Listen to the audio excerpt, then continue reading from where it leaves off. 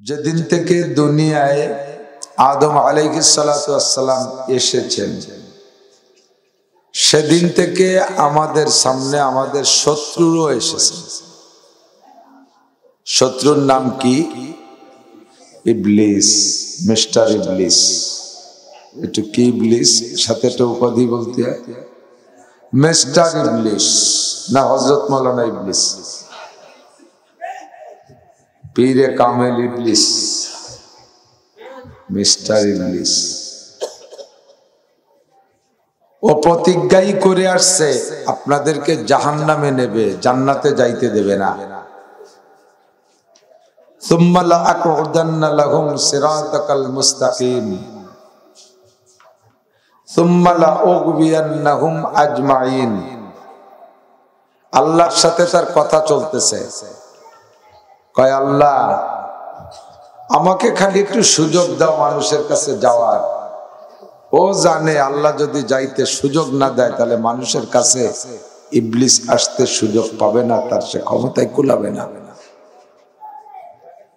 বললেন কোন দিক দিয়ে যাবা? কয় সুম্মা লাআতিয়ান্নাহুম মিন বাইনি আইদিহিম ওয়া মিন খালফিহিম ওয়া আন আইমানিহিম ওয়া আন শামাইলিহিম। মানুষের কাছে যাওয়ার চারটি রাস্তা আমার জন্য খোলা থাকুক, সামনে পিছে ডাইনে বামে, চারিদিক সে নিয়ে নেছে। আল্লাহ কয় ঠিক আছে যাবি। কি করবি? যাইয়া মানুষের জান্নাতে যাওয়ার বিশ্ব রোডের চৌরাস্তায় বলবো সুম্মা লাআকউদান্না লাহুম সিরাতাকাল মুস্তাকিম। সিরাতে মুস্তাকিম মানে জান্নাতে যাওয়ার বিশ্ব রোড। বলেন জান্নাতে যাওয়ার বিশ্ব রোড। আপনারা কি আমাদের ওপাশের রাস্তায় 6 লেনে চলাফেরা করছেন? সকলে না করলেও কিছু কিছু তো যাতায়াত করছেন। বিশেষ করে ভাঙ্গার থেকে ঢাকা পর্যন্ত সেতু সহ বাংলাদেশের অনন্যতম রাস্তা। ও রাস্তায় উঠলে আর ডানে বামে হারাই যাওয়ার ভয় থাকে না। আমরা আজকে আসার সময় ভিতর দিয়ে আসছি, বেশ আড়াইছি, ঘুরে টুরে ঘুরতে ঘুরতে আসছি। বিশ্ব রোডে উঠলে আর হারানোর ভয় থাকে না। পাশের এই বিশ্ব রোডে উঠলে ঢাকা যশোর যাইতে বা ঢাকা যাইতে হারানোর ভয় থাকে না। তো যেই রাস্তায় উঠলে জান্নাতে যাওয়ার জন্য রাস্তা পাশে পাশে আর হারানোর মতো ভয়ের ছোট রাস্তা নেই, ওই রাস্তার নাম হলো সিরাতে মুস্তাকিম। ইবলিস কয় আমি ছোটখাটো কোনো রাস্তায় বসবো না, আমি সিরাতে মুস্তাকিম বিশ্ব রোডের মাঝখানে বসবো। কি করবা? সবগুলোকে গুমরা বানাইয়া বেঈমান বানাইয়া ধোঁকা দিয়ে জাহান্নামে পাঠাই দিল। ইল্লা ইবাদাকাল মুখলাসিন, পারবো না শুধু তোমার মুখলেস বান্দাদের সাথে। আমার দিক সবার সাথে পারবো না শুধু মুখলেস বান্দাদের সাথে। মুখলেস কারা? হাদিসে জিব্রাইলের ভিতরে জিবরিল আলাইহিস সালাতু ওয়াস সালাম নবী পাককে জিজ্ঞাসা করেছেন আমাল ইখলাস আমাল ইহসান ইয়া রাসূলুল্লাহ। ইখলাস কাকে বলে? যার মধ্যে ইখলাস আছে তাকে বলা হয় মুখলেস। যেই ব্যক্তির মধ্যে ইখলাস আছে ওই ব্যক্তিকে বলা হয় মুখলেস। এবার মুখলেসের সাথে শয়তান পারবে না, তাহলে মুখলেসকে ইখলাসকে জিনিস আগে তাই বুঝতে হবে। হয় ইখলাস হলো আনতাবুদাল্লাহ কাআন্নাকা তারাহু। যে কোনো ইবাদত করতে গেলে ইবাদতের মধ্যে যদি তুমি আল্লাহকে দেখো তাহলে বুঝবা তোমার মধ্যে ইখলাস আছে। নামাজ পড়বা, নামাজের মধ্যে আল্লাহকে দেখবা। কোরআন পড়বা, কোরআনের মধ্যে আল্লাহকে দেখবা। রোজা রাখবা, রোজার মধ্যে আল্লাহকে দেখবা। জিকির করবা, জিকিরের মধ্যে আল্লাহকে দেখতে পারবা। যদি তুমি এমন করে ইবাদতের মধ্যে আল্লাহকে দেখতে পাও তাহলে তুমি হবা মুখলেস। আর তোমার মতো মুখলেসের সাথে লক্ষ কোটি শয়তানও পারবে না, ফেল করবে। ফাইল্লাম তাকুন তারাহু, মুখলেসের আরেকটা সেকেন্ড ক্লাস আছে। বলা হয় যদি তুমি আল্লাহকে দেখো এমন একটা অবস্থা সৃষ্টি করতে না পারো, সবাই তো পারবে না, সবাই পারবে না, সবাই যদি পারতো তাহলে পীর সাহেবদের আলাদা কোনো ফজিলত হইতো না। আল্লাহ পাক রব্বুল আলামিন কেউকে তৌফিক দেবে, সে পারবে। ফাইল্লাম তাকুন তারাহু ফাইন্নাহু ইয়ারা, তবুও তুমি মুখলেস, যদি তুমি ইবাদতের মধ্যে আল্লাহকে দেখো এমন অবস্থা সৃষ্টি করতে না পারো, তাহলে কমপক্ষে এতটুকু কল্পনা করো, আমি যে আল্লাহর সামনে ইবাদতে দাঁড়াইছি, আমার আল্লাহ তো আমাকে দেখে। কথা বল, আল্লাহ আমাকে দেখে। ও ভাই, চোরে চুরি করে, কঠিন রিস্ক চুরি করা। গ্যারেজটা দেখে ফেলে নাকি, গ্যারেজটা নিরাপদে ঘুমাই আছে, ও পুরো ঘর তদন্ত করে দেখে গ্যারেজটা বাড়িওয়ালা ঘরওয়ালা ঘুম আছে, কোনো সমস্যা নাই, কিন্তু পিছনের টেনশন আল্লাহ কোন কোনাকানার মধ্যে আবার সিসি ক্যামেরা লাগানো নাকি। এ ভয় আছে না নাই বর্তমানে? দুনিয়ার চোর চুরি করতে যে যদি তুমি সিসি ক্যামেরার ভয় থাকে অন্তরে, তাহলে তুমি তোমার ইচ্ছা মতো ঘরের ভিতরে যেখানে খুশি সেখানে যাইতে পারবা না, যেখানে খুশি যা খুশি তা করতে পারবা না। এ বন্ধু, আমি যদিও আল্লাহকে না দেখি, আল্লাহ পাক আমাকে দেখে। আল্লাহর কুদরতি সিসি ক্যামেরা আমার পিছনে সেট করা আছে না নাই? মা ইয়ালফিজু মিন কাউলিন ইল্লা লাদাইহি রাকিবুন আতীদ। জবান থেকে যে কথাটা বের হয়, হে যুবক আমার দিক তাকাও, জবান থেকে যে কথাটা বের হয় যখন যেভাবে বলো না কেন, ওই কথাটা বলার সঙ্গে সঙ্গে রেকর্ড হয়ে যায়, আর পরিস্থিতি আর তোমার অবস্থান সহ ডেট তারিখ স্থান সহ ক্যামেরায় ধরা পড়ে যায়। ফেরেশতারা সবগুলোকে কন্ট্রোল করে লিপিবদ্ধ করে কোন জায়গায়, কিরামান কাতিবিনা ইয়ালামুনা মা তাফআলুন, যেখানে যা করেন আর বলেন সব সম্মানিত ফেরেশতার সঙ্গে সঙ্গে রিপোর্ট তৈরি করে সাংবাদিক ফেরেশতারা লিখে রাখে কোন জায়গায়। আল্লাহ কয় ওয়াকুল্লা ইনসানিন আলজামনাহু তাইরাহু ফি উনুকিহি, প্রত্যেকটা মানুষের আমলনামা যার যার গলায় ঝুলিয়ে রাখা হয়। কোন বাক্সের মধ্যে ফেরেশতারা রাখে না, জান্নাতের মধ্যে নিয়ে যায় না, জাহান্নামের মধ্যে নিয়ে যায় না, প্রত্যেকের যার যার আমলনামা তার তার গলায় ঝুলিয়ে রাখা হয়। আল্লাহ পাক বলেন এইটা কাজে লাগবে, বের করব কবে? ওয়ানুখরিজু লাহু ইয়াউমাল কিয়ামাতি কিতাবান ইয়ালকাহু মানশুরা, হাসরের মাঠে যাওয়ার পরে আমি সবগুলোকে ডাকবো এক এক কইরা, আল্লাহ পাকের কাছে সকলের ডাক হবে। বিশ্বাস হয় কি হয় না?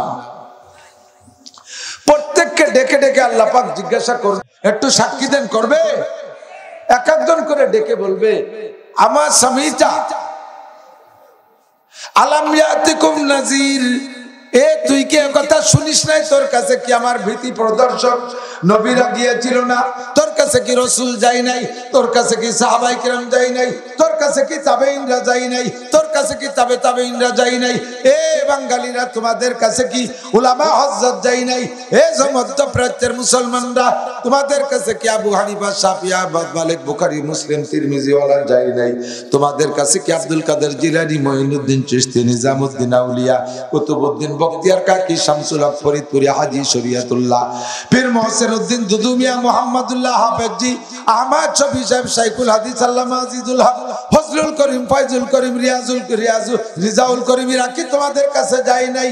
আলাম ইয়াতিকুম নাযির, তখন আপনারা যখন দেখবেন আল্লাহ পাক কেমন করে অ্যাটাক করছে, তখন সকলে অস্বীকার করবেন, আল্লাহ কোনদিনও আমরা হুজুরকে দেখতে পাইনি, হুজুরকে ছায়াই পাইনি। আসতো না তা না, আসতো, আইসে ইডা ওটা কয়ে চলে যেত, আসল কথাগুলো কইতো না। তুমি আমাকে চেনো না, আমরা কত ভালো। যদি হুজুররা ওয়াজ করতো, আমরা আমল না করে ছাড়ি, এই ইডা ওটা কয়ে চলে গেছে, আসল কথাগুলো কইলি। আল্লাহ কয় নাকতিমু আলা আফওয়াহিহিম, চুপ, কথা বলবি না, তোর মুখ বন্ধ করে দেবে, চোর, এক নম্বর মিথ্যেবাদী। আল্লাহ তো মুখ বন্ধ হইলে কথা কবে না, কিনা সাক্ষী দিবে কিনা তুই জিজ্ঞেস করলি? আল্লাহ কয় ওয়া তুকাল্লিমুনা আইদিহিম ওয়া তাশহাদু আরজুলুহুম, তোর পায়ে সাক্ষী দেবে আমি হাইটা আলপড়া মাদ্রাসায় গেছিলাম, তোর হাতে সাক্ষী দেবে, তোর চোখে সাক্ষী দেবে, তোর কানে সাক্ষী দেবে, অঙ্গ প্রত্যঙ্গে সাক্ষী দেবে, সবাই সাক্ষী দেবে, একজন আমার পক্ষে সাক্ষী দেবে না। কথা বলেন, একজন আমার পক্ষে সাক্ষী দেবে না। পায়ে বলবে আল্লাহ রাত 1টা থেকে 3টে পর্যন্ত দাঁড়ায় দাঁড়ায় ব্রাজিল আর আর্জেন্টিনার খেলা দেখছিল, আমি সহ্য করতে পারি রে, পড়ে যাই, তারপর আমার ঠেলিয়ে বাদায় সুজাইলে রাখছে। চোখে কবে আল্লাহ আমার যে কি ঘুম আইছিল সেই রাত্রিরে আমারে খালি বালি মেরে মেরে খুলিয়ে রায়। কথা বল, এ কাম হই নাই। হাতে কবে আল্লাহ আমার যে কি কষ্ট লাগতেছে, হাত বাইরে রাখছিল শীতের রাত্রে কালাই যাই। কানে কয় আল্লাহ আমার কান ইয়ারফোন কালাই গেছে, তারপরও আবার ছাড়ে নাই, সেই জায়গায় শুনিয়েই ছাড়ছে। মমতাজ মনির খান আলমগীরের গান, জারি যাত্রা করো সাকাজির গান, গুণ যাত্রা, এই কুযাত্রা ওয়াযাত্রা সব আমার এদের শুনাইছে। কত যে আজে বাজে কথা আমার এদের শুনাইছে। ও চোর তো এই জায়গায় দাঁড়ায় দাঁড়ায় মিথ্যে কথা করছে। অঙ্গ প্রত্যঙ্গ একটা তোমার পক্ষে সাক্ষী দেবে না, সবাই বিপক্ষে বলবে। এরপরে আল্লাহ জবান খুলে দিয়ে বলবে বল এরা সত্য বলে না মিথ্যা বলে। তখন আপনাকে আবার জবান খুলে দিলে আপনি বলবেন আল্লাহ এরা সবাই মিথ্যে কথা কয়, আমার বিপক্ষে বলতেছে। আল্লাহ কয় ঠিক আছে, আর কেউ বলবে না। ইকরা কিতাবাকা, তোর আমলনামা খুলে দেই, দেখ আছে না নাই। একটা একটা করে পড়বেন, সূরা কাফের মধ্যে আছে। আল্লাহ পাক বলেন, তখন আপনি নিজেই পড়ে বলবেন সুবহানাল্লাহ লা ইউগাদিরু সাগীরাতা ওয়ালা কাবীরাতান ইল্লা আহসাহা ওয়া ওয়াজাদু মা আমিলু হাজিরা ওয়া লা ইয়াজলিমু রাব্বুকা আহাদা। তোমার রব জুলুম করে নাই। নিজে নিজে দেখে দেখে বলবেন ও আল্লাহ কি সর্বনাশ করছে। কোন বাগানের মধ্যে দাঁড়ায় দুটি এবার ট্যাবলেট কিনা কিনি করছে, তাও দেখছে কিভাবে তোমার ফেরেশতা গেল। কি কলেজের বাথরুমের পিছনে দাঁড়ায় বান্ধবীরা নিয়ে দাঁড়ায় দাঁড়ায় কি কইছি সব শুনে ফেললো, কিভাবে ফেরেশতারা ও জায়গা গেছে কীর্তিরে গিয়ে। আমরা একটু পয়সা খরচ করে কুয়াকাটা সরের পাশে বসে একটু তসবিহ টিপছি, তাও ওরা দিয়ে ফেলাইছে কিভাবে। আল্লাহ আমরা যেখানে যা করছি সব দেখছে, সর্বনাশ করছে, একটাও মিথ্যে কথা লেখে নাই। কতক্ষণ ঠিক কি ঠিক না? এ মুসলমান সাবধান, আমার আপনার সকলের হিসাব দেওয়া লাগবে কি লাগবে না? জোরে বলেন লাগবে। আল্লাহর সামনে যাওয়া লাগবে, আল্লাহর সামনে জবাব দেওয়া লাগবে। বাংলাদেশের যারা বিমানে উঠছেন, হাজি সাহেবরা তো উঠছেই উঠছে, আরো যারা বিদেশে গেছেন তারা সাক্ষী দেবেন। বিমানে উঠতে গেলে বহির্বিশ্বে যাওয়ার জন্য 4টে ইমিগ্রেশন আছে। কয়টা? 4টে ইমিগ্রেশন। ইমিগ্রেশন মানে চেক পোস্ট। 4টে চেক হয়। এই 4টে চেকের 3 চেকে পাস করছেন, 1 চেকে ফেল। আপনারা বিমানে উঠতে দেবে না। 2টাই ফেল, 2টা পাস আপনারা উঠতে দেবে না। 3টাই ফেল, 1টাই পাস আপনারা উঠতে দেবে না। 4টে ইমিগ্রেশনে আমার আপনারে পাস করা লাগবে। 1 নম্বর ইমিগ্রেশন হলো আপনার পাসপোর্ট ইমিগ্রেশন। আপনি যে পাসপোর্টের বদৌলতে বিদেশে যাইতেছেন, পাসপোর্টটা জেনুইন না 2 নম্বর ডুপ্লিকেট। এই পাসপোর্ট চেক হবে। পাসপোর্ট চেক হয়ে যদি আপনি ওকে হয়ে যান, এবার আপনার ব্যাগেজ যেটা আপনি বুকিং এ দেবেন, বড় বড় বান্ডিল বানছেন, ওগুলো চেক হবে কম্পিউটারে দিয়ে। ওর মধ্যে যদি ক্লিন করে ওঠে তাহলে আপনারা আর সামনে যাইতে দেবে না। ওইটারে কাটবে, খুলবে, বের করে ভিতরে সব একটা একটা করে তন্ন তন্ন করে তদন্ত করবে। 3 নম্বর ইমিগ্রেশন হবে আপনার বডি ইমিগ্রেশন। একটা মেশিনের মধ্যে আপনারা দাঁড় করে দেবে। আপনার দেহের ভিতরে, পোশাকের ভিতরে কোনো জায়গা উপরে নিচে ভিতরে জাঙ্গিয়ে তলে কোনো জায়গা যদি কিছু লুকানো লুকানো থাকে, সঙ্গে সঙ্গে মেশিনের রিং করে উঠবে। আমি মালয়েশিয়া গেছিলাম, বিমানবন্দরে গেছি, আমার সব কিছু ওকে, বডি ইমিগ্রেশনে ধরা পড়ে গেছে। এখন যারা ইমিগ্রেশন করতেছে তারা আমার শ্রোতা, ওরাও বলতেছে হুজুর ঘটনা কি, কোন জায়গা কি আছে দেন দেন। আমি জামা কাপড় খুলিয়ে দিলাম, দেখ পরনেরটা ছাড়া সব খুলিয়ে দিতে চাচ্ছে, ওরা তা আবার খুলতে দেয় না। এইটা এখনো সেই নিয়ম হয়নি। আপনি একটু টুকায় টাকায় দেখেন, চাবি ছিল, মাজা একটা তাবিজ ছিল, লোহার তাবিজ কি যেন ছিল, তাও খুলিয়ে দিচ্ছে। এরপরও বাজে, লাল বাতি জ্বলে, রিং করে, ঘটনা কি। পরে বুজুর্গ একজন আসলো, এক বুজুর্গ আসছে মহিলা, সে আইসা মেশিনেরটা ধরে এরকম আমার দিক ধরলো, কয় যে হুজুর আপনার এই বুক পকেটে একটা পকেট ডায়েরি আছে, ওর ডায়ালের ভিতরে দেখেন এখান বেলেট আছে। সুবহানাল্লাহ, কত বড় বুজুর্গ। আমার দিক তাকাই, আমার এই বুক পকেটে ডায়ালের মধ্যে ব্লেড রয়েছে তাটের ভালো কি সত্যি বেরোয় যে কবে যেন নখ কাটছি রাস্তায় ফেলালি মানুষের ক্ষতি হবে সেই জন্য ডায়ালের মধ্যে তুই দিছি সেই ব্লেড আজকে রিং করে ফেলাইছে আর ওই বিটির কাছে ধরা পড়িয়েছে আল্লাহু আকবার कैसा मारे मतर पीर বের করে দিছে আর রিং করে না ইমিগ্রেশন 3 নম্বর 4 নম্বর ইমিগ্রেশন হলো তোমার টিকিট ইমিগ্রেশন টিকিটটা ওকে কিনা 1 নম্বর টিকিট না 2 নম্বর টিকিট আমল নামা লাস্ট ফাইনাল তোমার ডান হাতের টিকিটটা ঠিক আছে কিনা 4টি ইমিগ্রেশন তোমার হবে আল্লাহর নবী বলেন লা তাজুলু কদামা ইবনে আদম ইয়াউমাল কিয়ামাতি হাত্তা ইউসআলা আন আরবা হে দুনিয়ার আবাল বৃদ্ধ বনিতা নারী আর পুরুষ শুনছেন বহুবার বয়ান শুনছেন বাবা কোন দিনের বয়ান অন্তর থেকে শুনবেন সেই দিন আপনার স্টার্টিং বাম থেকে ডান দিক চলে আসবে একই বয়ানও যদি হাজারবার উলামায়ে কিরামের কাছ থেকে শুনেন প্রত্যেকবার শোনার সময় নতুন মনে করে শুনবেন আল্লাহ তাআলা নতুন ফায়দা দেবে আমি তাফসীরে মালেফুল কোরআন যে কতবার খতম দিছি তার ঠিক নাই এরপরে এখনো পড়তে গেলে মনে হয় যেন এটা কোনোদিন দেখি নাই তার থেকে নতুন মজা আমি উপলব্ধি করি বয়ানগুলো শুনবেন অন্তর দিয়ে 4টি ইমিগ্রেশনে আপনাকে আল্লাহর সামনে দাঁড়াইতে হবে কথা কি বিশ্বাস হয় আল্লাহ পাক বলেন আপা হাসিবতুম আন্নামা খলাকনাকুম আবাসা তুমি কি মনে করো তোমাকে ফালতু সৃষ্টি করেছি ওয়া আন্নাকুম ইলাইনা লা তুরজাউন আর তুমি কি মনে করো যে আমার সামনে ফিরে আসতে হবে না ভালো করে জেনে রাখো মিনহা খলাকনাকুম ওয়া ফিহা নুঈদুকুম ওয়া মিনহা নুখরিজুকুম তারাতান উখরা বাড়াইছি তোরে মাটির থেকে আবার মাটির মধ্যে এনেই ছাড়বো আবার মাটির মধ্যে চিরকাল থাকতে পারবি না ওয়া নুখরিজুকুম মিনহা তারাতান উখরা এই মাটি থেকে তোদেরকে দ্বিতীয়বার উঠাইয়ে ছাড়বো কুল্লু নাফসিন যায়কাতুল মাউত তুম্মা ইলাইনা তুরজাউন সমস্ত মানুষ মরতেই হবে মরণের পরে আবার আল্লাহর সামনে উঠতে হবে কি হবে না উঠে তুমি ফাঁকা মাঠ পাইয়া ইচ্ছে মতো যেদিক খুশি সেদিক চলে যাওয়া তা পারবে না এই 4টি ইমিগ্রেশনে তোমাকে দাঁড় হইতেই হবে 1 নম্বরে আনুমরি ফিমা আপনা তোমার গোটা জিন্দেগির হিসাব দিয়ে যাও বসে বসে পানে জাগর কাটো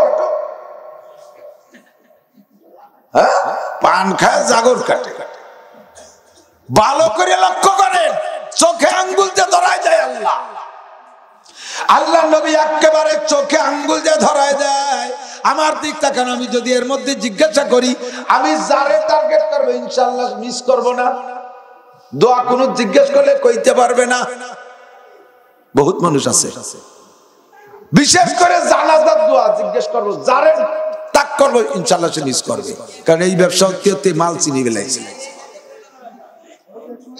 যত বড় দাড়ি আর যত বড় ভাব নিয়ে বসেন অত বড় ভাব নাই আপনার বহুত দেখছি আচ্ছা হঠাৎ মৌলানা আইসি উরি বাবা জ্বালাই খায় মসজিদের ইমামকে মোটে ইমামতি দেনে হঠাৎ মৌলানা তবলিগি 3 চিল্লা অথবা কোন পীরের কাছে মুরিদ হয়ে পাগড়ি একটা বাঁধে জুব্বরটা গায়ে দিয়ে এই যে গণ মাসলা ইমাম সাহেব ও হুজুর মুনাজাতে হাত কটুক উঠলেন কানের দ্বারে কটুক উঠলেন নাভির মানে কটুক বানলেন আর ইমাম সাহেব কয় তুমি দোয়া কুনুত কর দি আমি তো পারি না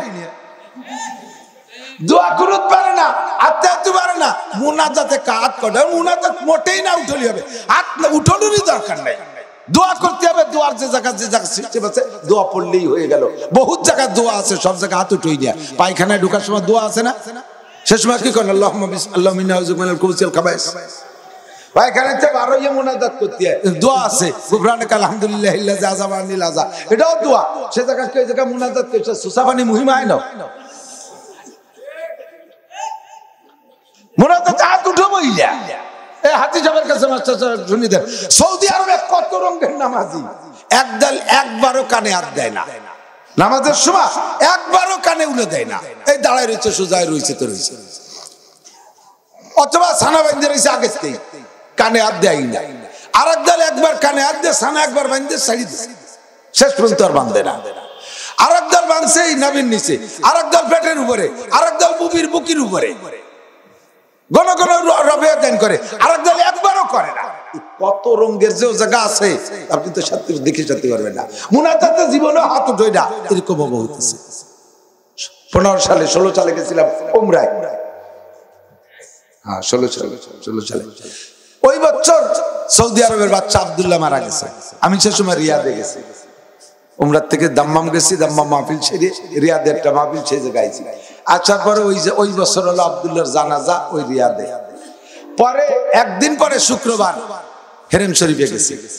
মনে করলাম যে বাচ্চা যখন মারা গেছে তাইকে তো খেজুর বস্তাকে বস্তা পাবো মিলাদে, কমপক্ষে মক্কায় তো মিলাদ হবেই, আর কোন জায়গা হোক আর না হেরেম শরীফে। আর খেজুর না দিক কমপক্ষে বাংলাদেশ থেকে তো জিলাপি আসবেই, দুই একখান তো পাবই। জুমার নামাজের আগে খতিব সাহেব বক্তব্য দিলেন। খতিব সাহেবের বক্তব্যের ভিতরে বাচ্চার অনেক প্রশংসা করলেন, আর ফাঁকে ফাঁকে একটু দোয়া করতেছে। যারা বোঝে তারা আমিন আমিন কয়, আতুটনু নাই। ওই পর্যন্তই দোয়া শেষ, ওই পর্যন্তই মিলাদ শেষ। একটা খেজুরও খাতি দিল না, একটু জিলাপিও দিল না। আমাকে দেশে অলি করা, ওরে বাবা মোড়ে মোড়ে গরু জবই দাও, নেতা মারা গেছে, তেনা তেনা হয়ে গেছে, ঠিক কিনা? আল্লাহু আকবার। চলে যায় জায়গা মতো, এদিকে আসেন। আমাকে আপনাকে আল্লাহর সামনে জবাব দেওয়া লাগবে। একটু কথা বলেন, লাগবে? আন উমরিহি ফিমা আফনা, গোটা জিন্দেগির হিসাব আমাকে আপনাকে দেওয়াই লাগবে। বন্ধুরে যার যার হিসাব সেই তৈরি করেন। জিজ্ঞেস করলে জবাব দিতে পারবেন না অনেক কিছু। এক একটা মাসালা আমি আয়াত পড়েছি, হাদিসও পড়েছি। মাজলিসু ফিকিন খায়রুম মিন ইবাদাতি 60 সানা। আপনার জিন্দেগির গোটা জিন্দেগির হিসাব, এই হিসাবের ভিতরে প্রথম হিসাবটা হবে কিসের? আউয়ালু মা আউয়ালু মা ইউহাসাবু বিহিল আবদু ইয়াউমাল কিয়ামাতিস সালাহ। কিয়ামতের ময়দানে এক নম্বর হিসাব হবে নামাজের। কিসের বলেন? কিসের? এই নামাজের দ্বারা আখেরাতে মোটা নেকি পাওয়া যাবে, বেহেশতে পাওয়া যাবে। এই লোক দিয়ে মোটে নামাজ পড়াতে পারতেছি না। রোজার দ্বারা আখেরাতে মোটা নেকি পাবে, এই লোক দিয়ে রোজা রাখাতে পারতেছি না। হজের দ্বারা আখেরাতে মোটা নেকি পাবে, জান্নাতে যাবে, এই লোক দিয়ে পারতেছি না। নামাজ ছেড়ে দিলে 2,88,00,000 বছর জাহান্নামে পোড়া লাগবে এক ওয়াক্তের জন্য। এই ভয় দিয়ে মোটে মানুষের নামাজই বানাতে পারতেছি না। এখন বিকল্প কি করা যায় কোন দিদি? বিকল্প ব্যবস্থা খুঁজে পাইছি। প্রত্যেকটা ইবাদতের পিছনে যদি, প্রত্যেকটা ইবাদতের পিছনে যেমন আখিরাত আছে, ওই রকম যদি দুনিয়ার কোনো লাভ থাকে তাহলে ইবাদতটা বান্দা একটু মন দিয়ে করে। কথা কর না কেন? নগদে বিশ্বাসী। এখানে ওয়াজ শুনতে আসলে এত এত নেকি হবে। কি নেকি দেখে? নেকি দিয়ে তো জুতো স্যান্ডেল কিনা যায় না, নেকি দিয়ে চাল ডাল কিনা যায় না। ওই সে ভ্যান চালাই, তাতে লাভ বেশি। যদি বলা হতো এখানে মাহফিল শুনতে আসলে 1 প্যাকেট গোপাল বিড়ি দেওয়া হবে, তাহলে দেখতেন যে আপনারা এই কজন জায়গা পাতেন না, বিড়ি খাওয়া লাগে জ্বালায়। ইবাদতের পিছনে যদি দুনিয়ার কিছু লাভ থাকে তাহলে সেই ইবাদত মানুষে করে বেশি। আল্লাহ পাক বলেছেন, আমি কোন ইবাদত এমন রাখি নাই যেই ইবাদতের পিছনে দুনিয়ার লাভ নাই। কথা কি বুঝছেন নাকি? এমন কোন ইবাদত নাই যেই ইবাদতের প্রতিদান শুধু আখিরাত না, দুনিয়ায় কিছু আছে। এমন কোন ইবাদত নাই যে যার লাভ দুনিয়ায় কিছু নাই। প্রত্যেকটা ইবাদতের পিছনে দুনিয়ায় লাভ আছে।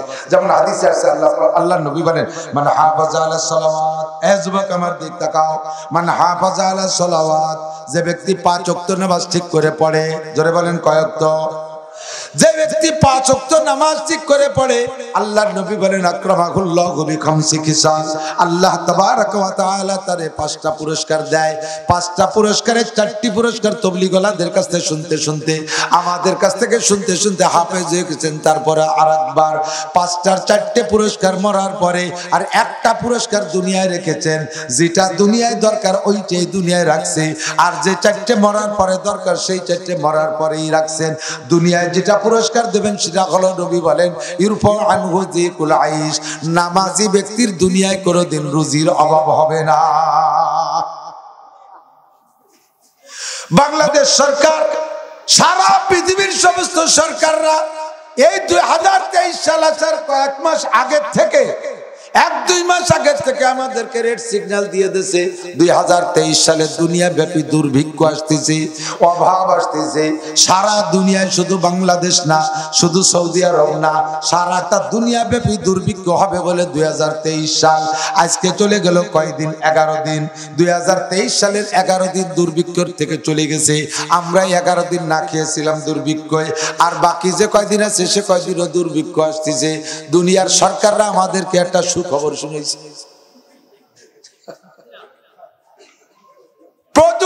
সব ব্যবহার কইরা যত চেষ্টা আছে দুনিয়াকে উন্নয়নশীল করার জন্য বাংলাদেশ সরকারও সেই চালে চালে আছে। 50 বছর বাংলাদেশ স্বাধীন হয়েছে, সেই দিন থেকে উন্নয়নের সকল চেষ্টা চালাইয়া, যত চেষ্টা আছে সব চেষ্টা চালাইয়া 23 সাল আসার আগে বলে দিল যে 23 সালে দুর্ভিক্ষ হবে। তাহলে বোঝা গেল যে সরকার উন্নয়নের জন্য যত তদবির করতেছে এই তদবির গুলো যথাযথ নয়, যথাযথ নয়। এর কারণে দুনিয়ায় দুর্ভিক্ষ আসতেছে। আমার আল্লাহ পাক রব্বুল আলামিন দুর্ভিক্ষ ঠেকানোর জন্য যথাযথ পদক্ষেপ, যথাযথ ব্যবস্থা, যথাযথ সিদ্ধান্ত নিতে পারে কে?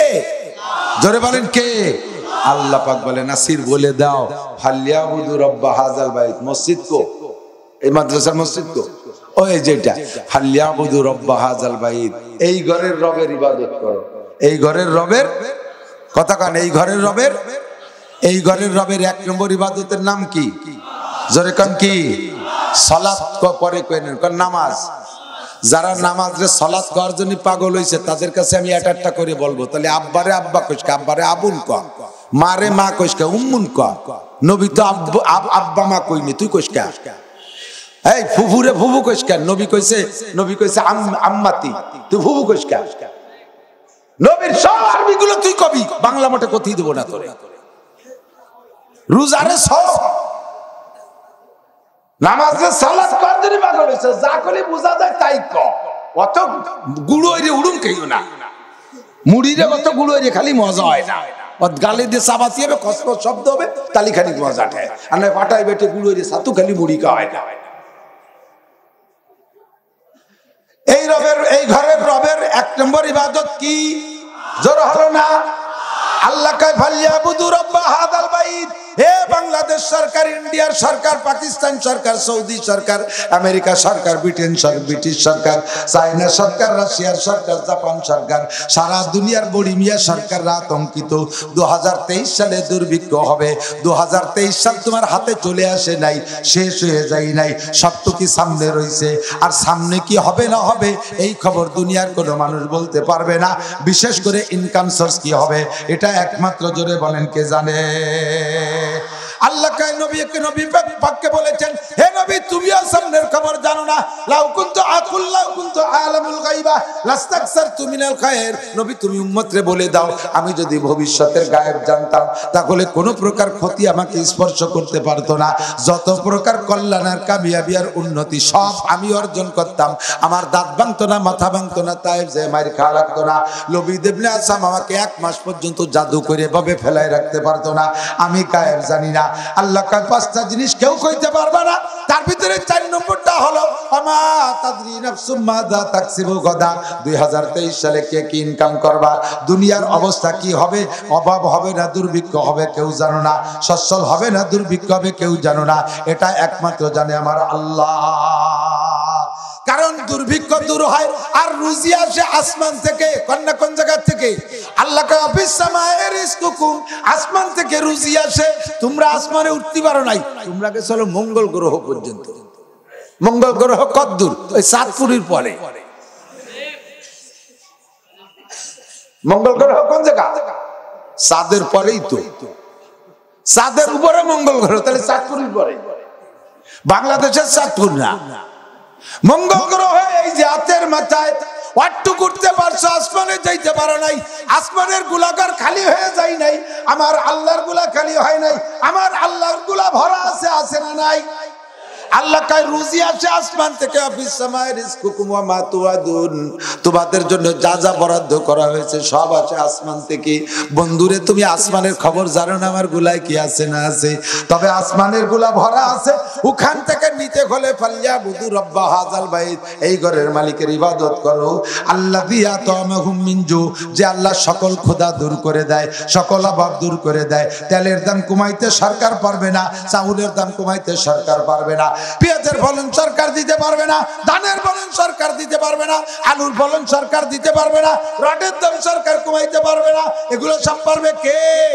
কারণ এগুলো রুজি আর রুজি আসে আসমান থেকে। আল্লাহ কয় ফালিয়াবুদু রাব্বা হাযাল বাইত, এ দুনিয়ার মানুষ ওই রবের, ওই ঘরের রবের ইবাদত করো। আল্লাযী আতামাহুম মিন জু, যে আল্লাহ সকল ক্ষুধা দূর করে দেয়। ওয়া আমানাহুম মিন কওব, আর সকল প্রকার নিরাপদ ব্যবস্থা করে দেয়। ভয় ভীতি, যত প্রকার টেনশন আর দুশ্চিন্তা আছে, ত্রাস আছে, সবগুলোকে দূর করে দিয়ে নিরাপদ পরিবেশে বসবাসের ব্যবস্থা করে দেয়। ওই ঘরের মালিকের ইবাদত কর, আল্লাহ তাআলা সব অভাব দূর করে দেবে। নবী পাক বললেন নামাজ পড়ো, 5টা পুরস্কারের 1 নম্বর পুরস্কার, দুনিয়া অভাব থাকবে না। আল্লাহ কইলেন নামাজ পড়ো, ইবাদত করো, তোমাকে রিজিকের ব্যবস্থা করা হবে। বাংলাদেশ সরকার, দুনিয়ার সরকাররা দুনিয়াকে উন্নয়নশীল করার জন্য জীবন ভরে চেষ্টা করছেন, পারেন নাই, অবশেষে বলে দিয়েছেন 2023 সালে দুর্ভিক্ষ হবে। কাজেই আপনাদের যত চেষ্টার কৌশল, এগুলোতে আপনারা ব্যর্থ, ওগুলো যথাযথ না। যথাযথ ব্যবস্থা আছে আমার আল্লাহর হাতে, সেইটি হলো 5 ওয়াক্ত নামাজ। বিশ্বাস হয়? সত্য? এজন্য সরকারের কাছে দাবি জানাই, আপনারা কি একমত? আমরা তো নামাজের রস করেই যাচ্ছি। বাংলাদেশের সমস্ত মানুষ, সারা পৃথিবী না খেয়ে মরে যাবে, খালি বাংলাদেশ আলারা ডেলি বিরিয়ানি পোলাও খাবে, ঘি মাখন খাবে ইনশাআল্লাহ। কন্যা ইনশাআল্লাহ। আগামী এই চলতি 23 সালে অভাব হবে না, বলেন আমিন। জোরে বলেন আমিন। অভাব কি সরকার দেবে না আল্লাহ দেবে?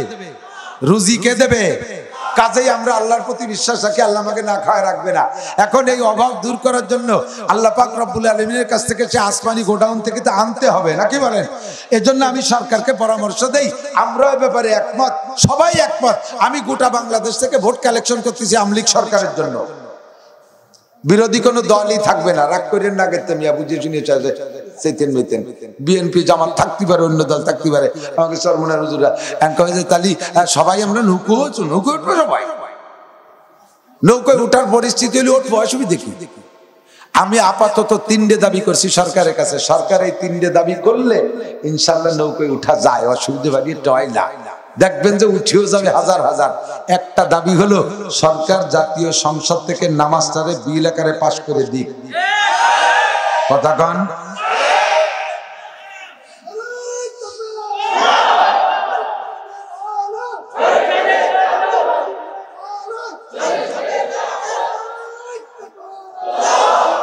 এই বিলটা পাশ করে দিলি হাজার হাজার লক্ষ লক্ষ অন্য দলের মানুষ সরকারের খুশিতে চুমো দেবে, ঠিক না? আর দুটি আমি কই, আমি 13 দফা 15 দফা 17 দফা কইলা, আমি 1 দফাই কইতে চাই, সাথে 2টি দফা বলি। আমার 3 দফা, তার ভিতরে 1 দফা যদি পালন করে তাহলে সব কয় দফা সারা হয়ে যাবে, আর কোনো দফা লাগবে না। সেইটা হলো নামাজের দফা। আমি কই নাই, আল্লাহ কয় ইন্নাস সালাতা তানহা আনিল ফাহশাই ওয়াল মুনকার, নিশ্চয় নিশ্চয়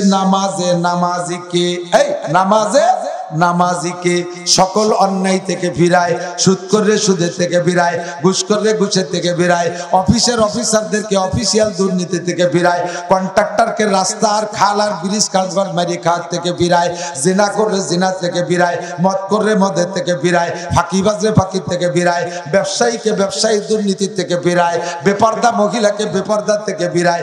এক কথায় যত প্রকার দুর্নীতি আছে, অন্যায় আছে, সমস্ত অন্যায় থেকে বান্দাকে ফিরায়। যেই তাবিজটা, ওই তাবিজটার নাম হলো নামাজ। কাজেই এক নামাজের দফা পাশ করলে সব দফা কমপ্লিট হয়ে যাবে, সব দফা ঠান্ডা হয়ে যাবে, ঠিক কি ঠিক না? আমরা সরকারকে বললাম একটু জাতীয় সংসদ থেকে নামাজটা বিল আকারে পাশ করে দিন। এবার সরকার যদি বলে মিয়া তোমরা হুজুর আওয়াজ করে পড়াও, আমাকে পাশ করা লাগবে কা, তোমরা পড়াও। আমরা বললাম যে আরে মিয়া, আমরা তো 2 কোটি 88 লক্ষ বছর জাহান্নামের ভয় দিচ্ছি একা করতে নামাজের জন্য, তা তো বলে নালে কি এরব।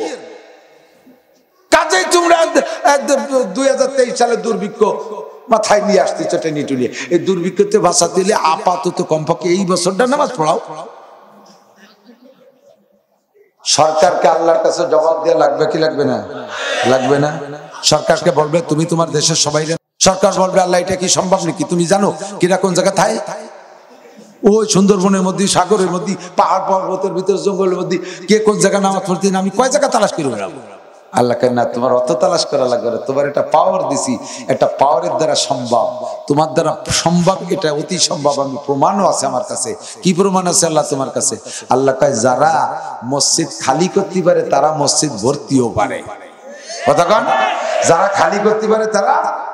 তুমি করোনা নামক জুজুবুড়ির ভয় দিয়ে 3 বছর মসজিদ খালি করে রাখছিলে, পারছিলে? আল্লাহ এটা তো করছিলাম, এটা তো করছিলাম। করোনা জুজুবুড়ির ভয় দিয়ে মসজিদে খালি করে দিলে, জুমো ভর্তি দিলে না, তারাবি ভর্তি দিলে, ঈদের নামাজ ভর্তি দিলে না, তারপরে জানাজার নামাজ ভর্তি দিতে না, হজ করতে দিলে না, উমরা করতে দিলে না, মাহফিল করতে দিলে না, মসজিদ বন্ধ রাখলে, মাদ্রাসা বন্ধ রাখলে, এত জায়গা খালি করতে পারছে যারা, তারা এই জায়গা ভরতেও পারে। ভরার চাইতে খালি করা কঠিন, খালি করার চাইতে ভরিয়ে দেওয়া সহজ। কথা কয়, আমাদেরকে বলার সাথে সাথে আমরা মসজিদে বের হয়ে গেছিলাম না, ঢোকার জন্য যথেষ্ট চেষ্টা করছি, ঠিক না? যাবো না, নামাজ পড়বো, মসজিদই পড়বো। যখন আমাদের বেশি পিড়িয়ে পিড়ি দেখছে, তারপরে সরকার কইছে তালি এক একজনে 2.5 হাত দূরে দাঁড়াবা।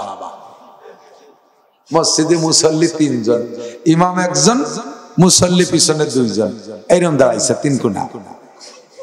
কোনটা ইমাম একদিকে একজন ফিরে বললিয়ে গেল, যে কোনো একজন ইমাম বানা নিয়ে যাচ্ছে, 3 কোনা মুসল্লি। 3.5 মোটে সরকার শেষে অনুমতি দিলে যে 12 জন পড়তে পারবো মসজিদে, মনে আছে নাকি? 12 জন মসজিদের দুয়ারে 300 মুসল্লি।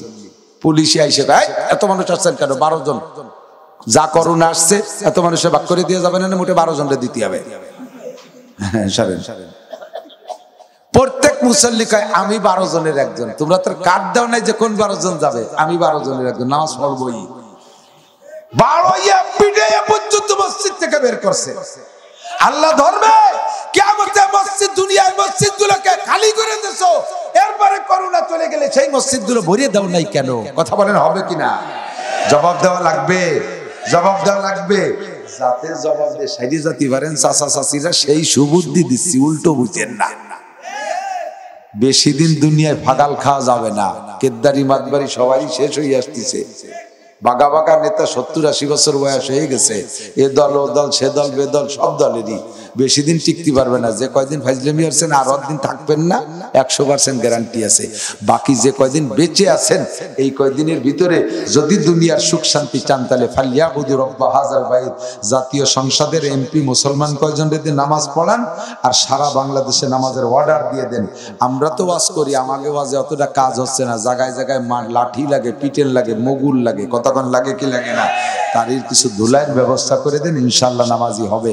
কয়েকটি যে নামাজের জন্য মারা কি জায়েজ আছে নাকি, এরকম কোনো কোরআন হাদিস আছে? উন্ডাবার কোরআন হাদিস পড়ে, কারণ সংসদে তো বুখারী মুসলিম পড়া এমপি আছে, হযরত মাওলানা মুমতাজ।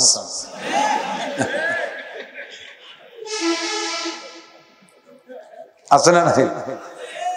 কয় কি আমি বুখারী মুসলিম তিরমিজি আবু দাউদ নাসাই এমন কোন খণ্ড নেই যেটা আমি পড়ি নাই। তুমি সব খণ্ড পড়েছো, ঘোড়ার ডিমও বোঝো নাই চাচি, একেবারে একটা আলিফও বুঝিস না। যদি বুখারী মুসলিম পড়তি, তাহলে সৌদি আরবে উমরা করতে যাইয়া, জিদ্দায় যাইয়া তুই কনসার্ট করে পবিত্র জমিনে নাপাক বানায় তুই আসতি না। যদি খালি বুখারী মুসলিম বুঝতি, ওরম পড়া ইবলিসও পড়ে। বুখারী মুসলিম তোমার চাইতে ইবলিসও বেশি পড়ে। এই সংসদে এরকম বড় বড় হক্কানি আলেম আছে, ওই যে পদ্মা সেতু উদ্বোধনের সময় এক হক্কানি আলেম তিলাওয়াত করছিল, এরম বহুত আছে। ওগুলো না দরকার নাই, ওই ওগে মাধ্যমে মশলা শুনতে গেলে এরকম মন চাহি মশলা পাবেন। আমি বলে দেই, আমি বলি, নামাজের জন্য পিটানোর হুকুম আসছে। আল্লাহ নবী বলেন, মুরুসিবিয়ানাকুম বিসসালাতি ওয়া হুম আবনাউ সাবঈ সিনিন, তোমাদের বাচ্চাদের বয়স যখন হবে 7 বছর, তখন তাদেরকে নামাজের অর্ডার করো। ওয়াজরিবুহুম আলাইহা, আর সন্তানদের নামাজের জন্য পিটান দাও। ইজরিবু মানে মারো। উলামায়ে কিরাম বলেন, আমি মিথ্যে তরজমা বলছি নাকি? ওয়াজরিবুহুম আলাইহা, নামাজের কারণে তারে পিটান দাও। ওয়া হুম আবনাউ 10 সিনিন, বাচ্চা বাচ্চার বয়স যখন 10 বছর পার হবে, 10 বছর পুরি একদিন বেশি হইলে তারপরে যদি সন্তানে নামাজ না পড়ে তাহলে তাকে একটা পিটান দেওয়া আব্বা আমার জন্য ওয়াজিব হয়ে যায়। নামাজের জন্য পিটানোর অর্ডার নবী পাক দিয়েছেন, কাজেই আপনারাও সংসদ থেকে নামাজের জন্য পিটানের অর্ডার দিয়ে দেন। এক ওয়াক্ত নামাজ কাজা করলে মাত্র পাছায় তুলে 3টে করে পিটেন দেবেন আর পিঠ মুড়াই দিয়ে ধরে বাঁধিয়ে নিয়ে 3 দিন জেলে আটকায় রাখবেন। আমি কসম দিয়ে বলতে পারি মাত্র 10 থেকে 20টা ছেলে মেয়েকে সারা বাংলাদেশে এমন করে ধরে নিয়ে যদি আটকাইয়া পিটেন দেন আর জেলখানায় আটকান নামাজের জন্য, আমার বিশ্বাস বাংলাদেশে কোনো বেনামাজি থাকবে না। আর বাংলাদেশে যখন সবাই নামাজি হবে আল্লাহ পাক আসমান থেকে রহমত আর বরকত নাজিল করবে। আল্লাহ কায় নাসির বলে দাও প্রত্যেকটা ইবাদতের পিছনে দুনিয়ার লাভ আছে, তাহলে নামাজের পিছনে দুনিয়ায় লাভ আছে না নাই? মরার পরে 4 একটু মাথায় মাথায় বলে যাই কবরে আযাব আছে রে বন্ধু, আযাবুল কবরে হকুন। নবী পাক বলেছেন তিরমিজি শরীফের হাদিস, আযাবুল কবরে হকুন, কবর আযাব হক, এর মধ্যে কোনো সন্দেহ নাই। সন্দেহ আছে, কথা কান আছে। মারলা রাসূলুল্লাহ সাল্লাল্লাহু আলাইহি ওয়াসাল্লাম কবরাইন, আল্লাহর নবী 2টা কবরের কাছে দিয়ে যাইতেছেন, সাহাবায়ে কেরাম সাথে ছিলেন। 2 রাস্তা দিয়ে হাঁটতে হাঁটতে রাস্তার পাশে এমন করে 2টা কবর, এক জায়গা 2টা কবরকে দেখে নবী দাঁড়িয়ে গেলেন। সাহাবায়ে কেরাম বললেন ইমশি ইয়া রাসূলুল্লাহ, হুজুর সামনে চলেন। হুজুর কয় না, সামনে যাওয়া যাচ্ছে না। ইয়াজাবানে ফি হাদাইনিল কবরাইন, আমার এই 2টা উম্মত আমার মুসলমান উম্মত, এদের 2 জনের কবরের মধ্যে আযাব হচ্ছে আমি দেখতেছি, কাজে এদের একটা ব্যবস্থা না করে আমি সামনে যাইতে পারবো না। সাহাবায়ে কেরাম বললেন হুজুর এদের আযাব কি কারণে হচ্ছে তা কি জানতে পারছেন? হুজুর বলেন আহাদুহুমা ইয়ামশি বিন নামিমা, আর দ্বিতীয়জন হলো লা ইয়াস্তানজি ওয়ানিল বাউল।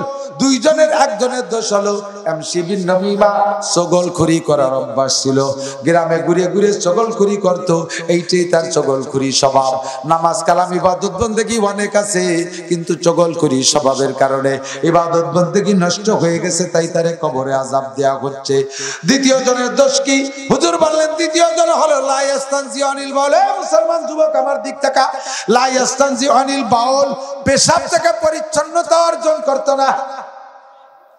পেশাব করে ঢিলা ব্যবহার করে না, পেশাব করে পানি ব্যবহার করে না, পেশাব করে দাঁড়ায় আটা দিচ্ছে। মুসলমানের সন্তান মসজিদের সামনে দেখা হয়েছে, এই জামালায় নামাজ পড়ে যা, মতির গন্ধ, দামড়া কোথাকার। এত মুসলমান তোর প্যান্টে মতির গন্ধ হবে কেন? কয় ভাইজান এই এক প্যান্ট, মোটা প্যান্ট, টাইট প্যান্ট, বসে পেশাব করতে দাঁড়ায় দাঁড়ায় পেশাব করা লাগে বেশিরভাগ আল্লাহর রহমতে। এই কতদিন, এই 1 সপ্তাহ চলতেছে এই প্যান্ট, এই যে একই জায়গায় তো পেশাব ডেলি 5-7 বার কিছু না কিছু পড়ে, এ জায়গায় চুষো মরা গন্ধ হয়ে গেছে। অপরিয়ে মসজিদে যান, যা যায় না, অন্য মুসল্লিকে নামাজ নষ্ট হয়ে যাবে না। আমি সামনে শুক্রবারতে পড়বো ইনশাআল্লাহ। তাহলে তুমি কেমন মুসলমানের সন্তান যে তোমার পরনের কাপড়টার অবস্থা এমন যে এনি টাইম মসজিদে ডাকলে তুমি যাইতে পারো না, তোমার প্যান্টে পেশাবের গন্ধ, তোমার প্যান্টে পেশাবের গন্ধ, এরকম আনাড়ি মুসলমান তুমি কেন? মুসলমান 24টা ঘন্টা পাক থাকতে হবে, মুসলমান 24 ঘন্টা পবিত্র থাকতে হবে। কথা বলেন? শরীর পাক অবস্থায় যদি তোমার মরণ হয়, পবিত্র অবস্থায় যদি তোমার মরণ হয়, তাহলে শহীদি দরজায় জান্নাতে পাবা। শরীর পাক অবস্থায় যদি মরণ হয়, এই জন্য বেশিরভাগটাই মজু সহকারে থাকার চেষ্টা করবেন। এসে গেলে 2-4 আমলের কথা এখানে বলে যাই, বেশিরভাগটাই মজু সহকারে থাকার চেষ্টা করবেন, বিশেষ করে রাত্রে ঘুমের সময়। ঘুমটা তো মরণ। ঘুম কি? দোয়া পড়ছেন কি বলেন তো? ঘুমের দোয়া পারেন? পারেন? পারেন? শুনবো 2-1জনের কাছে শুনবো। তর্জমা জিজ্ঞেস করলে বেশিরভাগই পারবেন না। তর্জমা হলো আল্লাহ তোমার নামে মরিতেছি ওয়া আহিয়া, তুমি বাঁচাই দিও, তুমি বাঁচাই, তুমি জীবিত করে দিও। আল্লাহুম্মা বিসমিকা আমুতু, তার ঘুমটা হলো মরণের সাদৃশ্য। হতে পারে এই ঘুমের ভিতরে আমার স্থায়ী মরণ হয়ে যেতে পারে। পারে বারে বারে কথা বলেন, পারে কিনা? বহুত খবর প্রত্যেকের জীবনে 2-1টা জানা আছে যে রাতে ঘুমাইছে সকালে ওঠেন, এরকম 2-4টে খবর জানেন না? আমি আপনি যে মরণের অঙ্গীকার করে শুইতেছি, কাজী এই টাইমটা ঘুমটা যদি আপনার পাক শরীরে শোন, আর ওই ঘুমের মধ্যে যদি আপনার মরণ হয়ে যায়, আল্লাহ পাক আপনাকে বিনা হিসাবে মাফ করে দেবে, আপনাকে শহীদি মরণ হিসেবে কবুল করে নেবে, আপনাকে আল্লাহ তাআলা জান্নাতে দিয়ে দেবে ইনশাআল্লাহ, কোনো সন্দেহ নাই। আপনার এই ঘুমটা, ঘুম তো শোয়ার সময় তো নয় ওযু বানাইছিলাম, এমনি তো ঘুমলি পারা ওযু ভেঙে যায়, আর এরপরে ঘুমের মধ্যে তো অনেকের অনেক কিছু হয়ে যায়, তাতে কি অসুবিধা হয় নাকি? আল্লাহ কয় না, আমি হলো শুরুটা দেখি, শেষে কি হবে না হবে সেলো পরে, মাঝে কি হবে না হবে পরে, শুরুটা দেখি কেমন। তুমি ঘুমানোর সময় শোভা কিরমের দিক তাকান, আমার দিক তাকান, আমার বডির দিক তাকান, দেখা যাচ্ছে? বুঝতে পারতেছেন আমি বডিতে কেমন আছি? এই অবস্থায় যদি উত্তর দিক মাথায় দিয়ে শুয়ে পড়ি, তাহলে আমার বডির মধ্যে মোহাম্মদ শব্দ লেখা আছে, মাথা মিম, এই কেনুর এই ভাজ হা, পাশার এই মোড়টা মিম, আর হাঁটুর নিচে দাল, মিম হা মিম দাল, মোহাম্মদ। শোয়ার সময় তুমি মোহাম্মদী ফিগারে শো, এরপরে ঘুমাই গেলি দরকার হয় তোমার প্যান্ট খালি খাটের নিচে পড়ে গেছে, লুঙ্গি গলায় পেঁচাই গেছে, কোন ভাবে রয়েছে না রয়েছে ওটা তোমার দায়িত্ব না, কারণ ওই সময় তুমি মরে গেছো। মরার ভিতরে যাবে এটা তোমার দায়িত্ব না, বেঁচে থাকারটা তোমার দায়িত্ব। কথা কান ঠিক না? আরো শোনেন, এদিক তাকান। আপনি খানা খাইতে বসছেন, শুরু অবস্থাটা আমি বলছি, শুরু অবস্থাটা আল্লাহ দেখে। খানা খাইতে বসবেন, 3 তরিকার এক তরিকা। কয় তরিকা? আত্মাহাতুস সুরতে বসবেন। এক, যদি এভাবে কষ্ট হয় 2 হাঁটু উঁচু করে, পাশার নিচে পিড়ে টিড়ে একটা দিয়ে 2 হাঁটু উঁচু করে, যে এটা তো হালকা পাতলা মানুষকে সুবিধা হয়। বড় বুড়ি যদি হয় তাতে তার সে রানের বুড়িতে তারা ঢেলিসিট করে বেলায় দেয়। তালি কি করা যায়? তাহলে এক পারে নামাজের মতো বাঁকা করে বিছাই দিয়ে, এক পার পর পাশা দিয়ে, আর এক পারে হাঁটুটারে খাড়া করে দিয়ে পেটটারে চাপা দিয়ে বসবেন। এই 3 তরিকার এক তরিকা, আপনি বসবেন। এখন বসছেন যে তরিকাই পারছেন আপনি বসছেন, কিছুক্ষণ পরে সহ্য করতে পারতেছেন না, এই মোটা মোটা রান টাইট ফেটে যাচ্ছে। কি করা যায়? শুরু করো, তাতে যদি 1 সেকেন্ডও হয়, 1 সেকেন্ড তুমি যেভাবে পারো শুরু করো। এরপরে পারি উঠতেছো না, তুমি যেভাবে পারো দরকার শুয়ে শুয়ে খাও, তবুও তোমার ভুল ধরবে না। শুরুটা হতে হবে সুন্নতি, শুরুটা হতে হবে সুন্নতি। কথা কি বোঝা গেছে নাকি? আল্লাহ, তাহলে আমার রাতের ঘুমটা হতে হবে সুন্নতি তরিকায়, রাতের নামাজটা হতে হবে, রাতের ঘুমটার ভিতরে আমি যদি পবিত্র অবস্থায় শুই, এরপরে ঘুমের মধ্যে ওযু গোসল ফরজ হয়ে গেলে আল্লাহ তাআলা ধরবেন না, আপনাকে বিনা হিসাবে মাফ করে দেবে। কোন সুবহানাল্লাহ। আমার আল্লাহ বড় সহজ, আমার আল্লাহ বড় সরল। কাজে আমি বেশিক্ষণ পাক থাকবো। ও মুসলমানের সন্তান, তোমার শরীরটা কেন পাক থাকবে না? পকেটে একটু ঢিলা রাখেন, একটু টিস্যু রাখেন, একটু টিস্যু রাখেন। আমাদের এলাকায় আবার ইদানিং বেরোইছে নতুন মুসলমান ভাইরা, এনরা আইসা 6 পাতার বুখারি বগল বেরিয়ে নিয়ে আইছে, ওরে পরিমাণ বুখারির হাওলা দেয়, সুবহানাল্লাহ। একেবারে লজ্জায় মরি, ফলসিরাত করি বুখারি শরীফ। আল্লাহ, ওরে ও আরবিও শুদ্ধ পড়তে পারে না, আরবিও পড়তে পারে না, কোরআন শরীফও পড়তে পারে না, ও বুখারী হাওলা দেয়। 30 বছর বুখারী শরীফ পড়াই, তারপরও বুখারী শরীফের হাওলা দিতে সাহস পাই না। আর জীবনেও কোনোদিন বুখারী শরীফ মূল খান চোখে দেখে নাই, আমরা অনুবাদ করে দিছি, তাইতে 6 পাতা খুলি নিয়ে বুখারী। এরা কয় যে পেশাবে ঢিলা কুলুক ব্যবহার করা হাদিসে আসে নাই, কোন সহি হাদিসে নাই যে পেশাবে ঢিলাকুলুক ব্যবহার করতে হবে। আমিও বললাম তোমাকে ধন্যবাদ, তুমি এটা সত্য কথা বলেছো, সত্যি ঢিলাকুলুক পেশাবে ব্যবহার করার কথা হাদিসে নাই, কিন্তু হাদিস আর কোরআনে কি আছে পবিত্র অবস্থায় নামাজ পড়তে হবে? কথা কন, নাপাক অবস্থায় নামাজ পড়া যাবে? নামাজের ফরজ কয়টা? 13টা। কন কয়টা? কয়টা? 1 নম্বরে শরীর পাক, 1 নম্বরে 2 নম্বরে কাপড় পাক, 2 নম্বরে কাপড় পাক, 3 নম্বরে 70 টাকা, 3 নম্বরে 70 টাকা, 4 নম্বরে নামাজের জায়গা পাক। শরীর কয়টা আগে কই নিলাম আর কি, এ তরতি মানে সংখ্যা হিসাব করতে যে আগ পাশে দোষ নাই, 4 নম্বর কোনটা 6 নম্বর কোনটা নম্বরে দোষ নাই, কিন্তু 1 নম্বরে শরীর পাক, 2 নম্বরে কাপড় পাক, 3 নম্বরে 70 টাকা, বডির কয়টা হয়ে যাক আগে। কথা কন, এই শরীর আর কাপড় নাপাক অবস্থায় নামাজ পড়া যাবে না, আপনি কি এতে একমত? যিনি বললেন যে ঢিলাকুলুক ব্যবহার করা লাগবে না পেশাবে, তাকে জিজ্ঞেস করছি যে শরীর আর কাপড় নাপাক অবস্থায় নামাজ পড়া যাবে না, এতে তো আপনি একমত? বলে জি আমি একমত। এখন শরীরের পাক পবিত্র যে যেমন তার সেরকম, সকলের পায় পবিত্রতার অবস্থা একরকম না। কথা বলেন, সকলের শরীরও একরকম না, পবিত্রতা অর্জনের সিস্টেমও সকলের একরকম না। একজনে পায়খানা করছে, তার পায়খানা করার সময় তার নির্দিষ্ট স্থানে 1 জাররা পরিমাণ মাখায় নাই, এরকম হয় না পায়খানা কখনো? আবার আরেকজন পেটের অবস্থা এমন, বাথরুমে যাওয়ার আগে লুঙ্গি একটা শেষ। এখন যদি তুমি বলো বুখারী শরীফে আসছে আল্লাহ নবী বলেছেন পায়খানায় 3টে ঢিলা 1 বদনা পানি, নবী এইভাবে ব্যবহার করেছেন, বাথরুমে 3টে ঢিলা 1 বদনা পানি, তাহলে যেই লোকটা এই যে বাথরুমে যাওয়ার আগে লুঙ্গি একটা নষ্ট হয়ে গেল, ওরে 3 কুলুকি কি হয় কন্দি? কিচ্ছু হবে? এরপরে 1 বদনা পানি তৈরি কি হবে? ওরে তো দমকল দিয়ে সাফ করতে হবে, ঠিক না?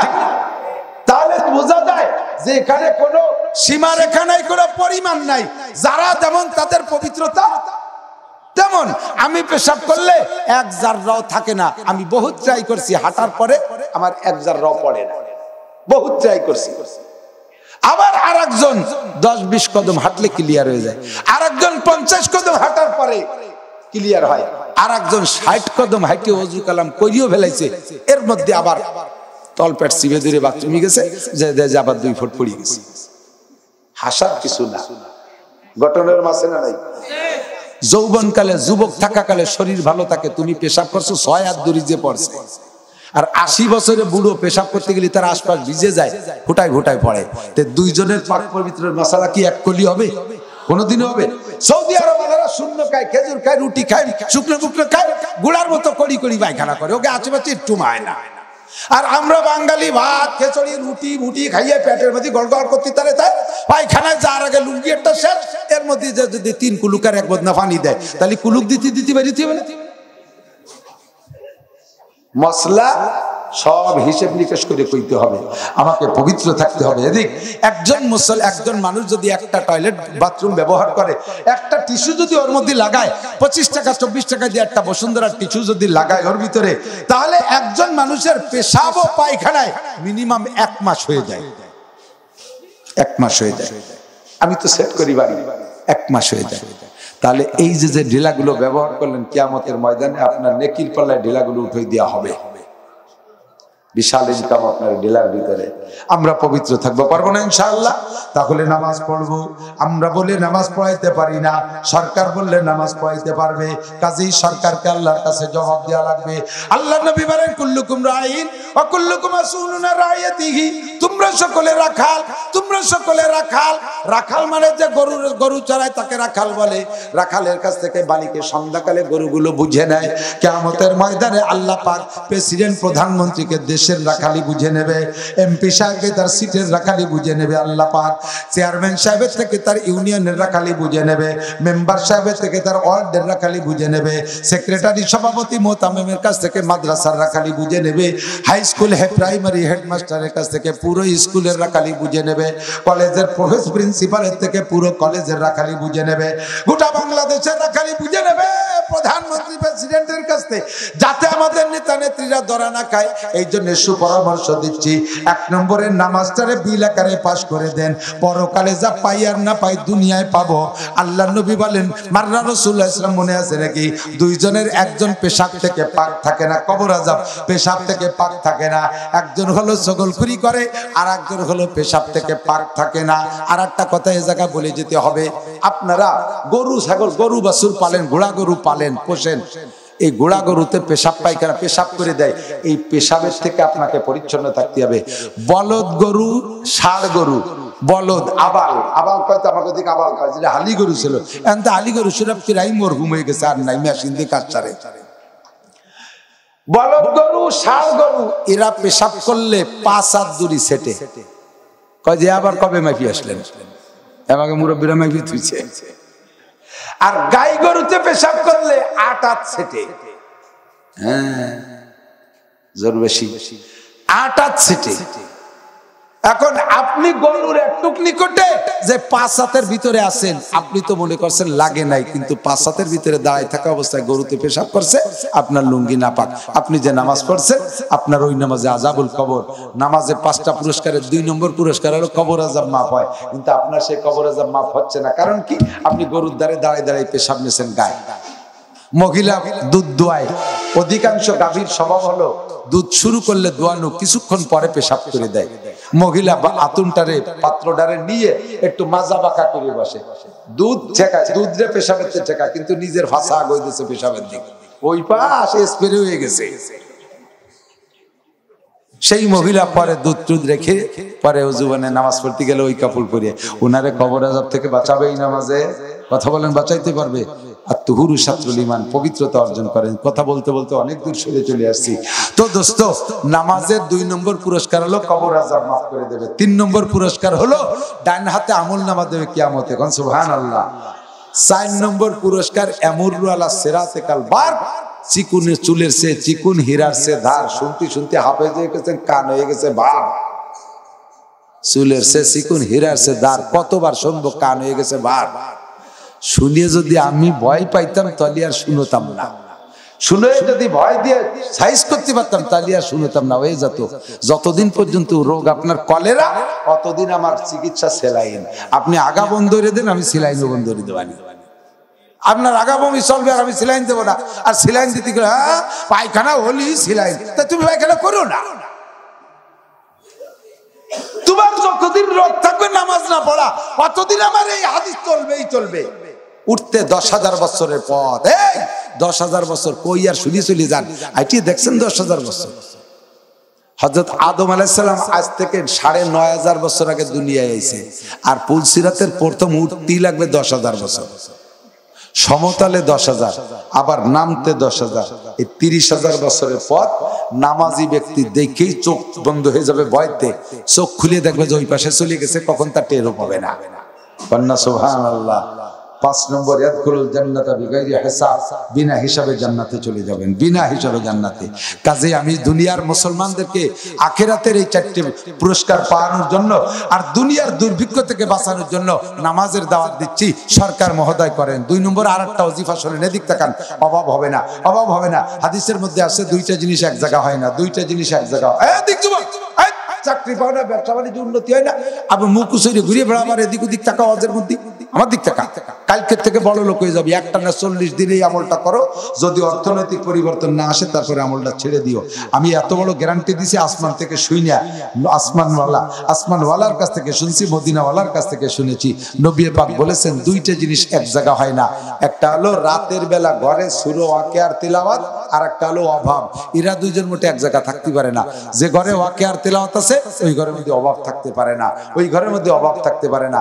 আপনারা প্রত্যেকে, সরকার অর্ডার দিক আর না দিক, বাড়ির ভিতরে নারী হোক পুরুষ হোক, কমপক্ষে একটা লোক প্রত্যেক বাড়ি সূরা ওয়াকিয়া রাতের বেলা মাগরিব থেকে ইশা ফজরের আগ পর্যন্ত রাত, এর যে কোনো টাইম, বিশেষ করে মাগরিব পড়লে বেশি ফায়দা।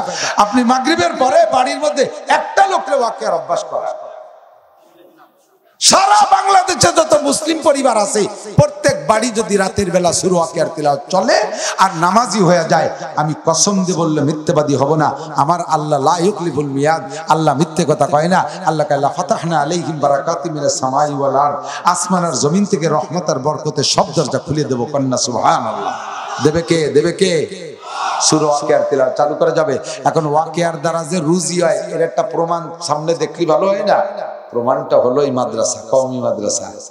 এর আগে কোনো ইন্ডাস্ট্রিজ নেই, 2টা ইট ভাটা নাই। মাদ্রাসার পক্ষ থেকে 20 জন America, Italy, Australia, France, Japan, German চাকরি করে না।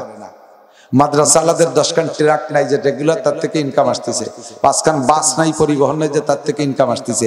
অথচ হুজুর বলেন 80 লাখ টাকা। আর হাটাজারি মাদ্রাসায় প্রত্যেক একদিনে লাগে 5 টন চাউল। হুজুরির মাদ্রাসায় মাসে লাগে 4 টন। আমার মাদ্রাসায় 2টা, লোহাগাড়া লক্ষ্মী পাশে একটা, আমার গ্রামে একটা, 2টা মাদ্রাসায় মাসে লাগে 6-7 টন চাউল লাগে। এই 7 টন চাউল আমার মাদ্রাসার শিক্ষক, আমার গ্রামেরটা হলো 25 জন, মাসে 5 লাখ টাকা বেতন আসে। ঘর বাড়ি বানাচ্ছি, 1 কাঠা জমিটা মাঠে নাই, একটা ইন্ডাস্ট্রিজ নাই, একটা ইট বাটা নাই, 2 খান ট্রাক, 1 খান ট্রাক, 1 খান ভ্যানও নাই, কিচ্ছু না। ভ্যান 1 খান আছে, অবশ্য মিথ্যে কথা হয়ে গেছে। ওতে ওই যে পাইটি পানি গুনিয়ে চাল ডাল ইট আনা নিয়া করে 1 খান ভ্যান আছে। এছাড়া আয়ের কোনো সোর্স নাই। আমার মাদ্রাসায়, এক মাদ্রাসায় গ্রামেরটায় এই বছর 83,44,000 টাকা আয় ব্যয়, 83,44,000 টাকা আয় ব্যয়। একটা টাকা আয়ের সোর্স নাই। চামড়ার দাম, একটা গরুর চামড়া, একটা পোল্ট্রির চামড়া, সে দাম কমিয়ে গেছে। আর পার সাইডে হয়েছিল তাও হয়ে গেছে ঘোড়ার কুষ্টা। বিজয় টিজে তার পয়সা পাইনি, তারপরে পিএস পাইনি, ধান পাইনি। তাহলে এত বড় সংসার, 83,44,000 টাকা আমার কে দিল? সূরা ওয়াকিয়া আমার মাদ্রাসায় প্রত্যেক রাত্রে পড়া হয়, ফজর বাদ সূরা ইয়াসিন তিলাওয়াত হয়। এই ইয়াসিন আর ওয়াকিয়ার বদৌলতে আল্লাহ তাআলা আমার 25 জন শিক্ষকের বেতন, 450 ছাত্রদের খোরাক, আমার ঘর বাড়ি সবকিছু আল্লাহ তাআলা দিচ্ছে। উইদাউট সোর্স, কোনো সোর্স নাই। উইদাউট ইনকাম সোর্স, ইনকাম কোনো সোর্স নাই। এই মাদ্রাসার নাই। হাটাজারি ডেলি লাগে 5 টন চাউল। 10,000 ছেলেতে যদি 1 অক্ত 2 অক্ত খায়, 2 অক্ত খায় 10,000 ছেলে, তাহলে 10,000 দুগুণী 20,000 পোয়া। 20,000 পোয়ারে ভাগ দেন, দেখবেন ভাগ দেন বেরোয় আসবে 5 টন চাউল প্রত্যেক দিন। মাসে 150 টন চাউল, বছরে 1800 টন চাউল। এই 1800 টন 2000 টন চাউল সরকার একটা একটা চাউল দেয় না। আল্লাহ পাক রব্বুল আলামিন এদেরকে খাওয়াইতেছে সূরা ওয়াকিয়া আর সূরা ইয়াসিন আর 5 ওয়াক্ত নামাজের বরকতে। কথা বলেন ঠিক কি ঠিক না? আল্লাহ তাআলা এমন করে বাংলাদেশে লক্ষ লক্ষ উলামায়ে কিরামকে খাওয়াচ্ছে, তাহলে কোটি কোটি মানুষকে আল্লাহ তাআলা খাওয়াইতে পারে। সরকার শুধু শুধু আমাদেরকে ভয় দিয়ে মারিয়েন না। অনেকে একজন রে এরকম চর তাকাচ্ছে, অনেক মারার আগে চরটা তাকায় না, কয় যে দিবা একটা দিয়ে দাও, ভয় দাও কেন? চর দিলি একটা দিয়ে দাও, খাই দেখান থেকে এই ভয় দিলি তো ভয় রে। দুর্ভিক্ষ আইসে গেলি তো আমরাই সব আগের থেকে কইয়ে তো সর্বনাশ করি বেলায় দেয়। কথা বল না, আগে জল হতো, আমরা এত খবর টবর শুনতাম না। উত্তর আকাশে কালো মেঘ উঠতো, ধুমসা মেঘ আসরের পরে তত গুন্ডি জন্মার যা কিছু একটা হইয়ে টুইয়ে 10-20 মিনিটের মধ্যে সাফ হয়ে চলে যেত। মাইদের খাইতে ফিরে সোজা হয়ে বসতাম। আর এখন কই যে আর মাত্র 6 দিন আছে, আর 20 দিন আসতেছে, এবার 10 কিলোমিটার বেগে এত জোরে আসতেছে, এরপরে রাডারে ধরতেছে না, সবাই ঘটি কম্বল। পরে কয় যে না, পরে হলো তো ইন্ডিয়া চলে গেছে, মায়ানমারে চলে গেছে। আগের তো চলতে হাইয়ে ভয় দিয়ে কাজ করে ফেলে। আসার দরকার যা আসুক, সে জমামলা বুঝবানি কি হতে হবে না, খাইয়ে না যা থাকলাম। আমাকে 1 বছর আগের তো ভয় দিয়ে মারি ফেলাম। ভয় দেওয়ার দরকার নাই, করে সুখবর থাকলে তাই দাও। এ পারলি এই কর, না পারলি কইও না, চুপ করে তো আমাকে কপালে যাওয়া হবে না, ঠিক না? এখন সরকার যা করে করুক। আমাদের সরকার বলছেন কি না বলেন? আমাদের সরকার নামাজের কথা বলছে, আমাদের কথা নামাজের সরকার, আমাদের সরকার নামাজের কথা বলে নাই। আকিমিস সালাত, নামাজ বাস্তবায়ন করো, নামাজ পড়ো, নামাজকে কায়েম করো। বিরিয়া শিবার যে কথাটা যত ইম্পর্টেন্ট, সে কথাটা তত বেশি বলা হয়। আমরা নামাজ পড়বো, রাজি আছি তো ইনশাআল্লাহ?